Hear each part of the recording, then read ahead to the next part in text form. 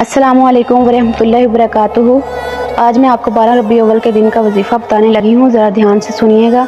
इंशाअल्लाह अज़ीज़ इस वजीफ़े को करने के बाद आप जो भी कोई दुआ मांगेगी, जितना भी कोई बड़ा मकसद आपका होगा, आज के दिन ये वजीफ़ा करने की वजह से आपका पूरा हो जाएगा।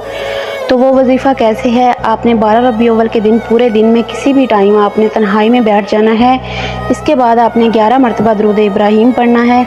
इसके बाद आपने 11 मरतबा ही या अल्लाह या रहमान या गफूर या रहीम या हन्नान या मन्नान या दगान या सुबहान, आपने इन नामों को 11 मरतबा पढ़ लेना है।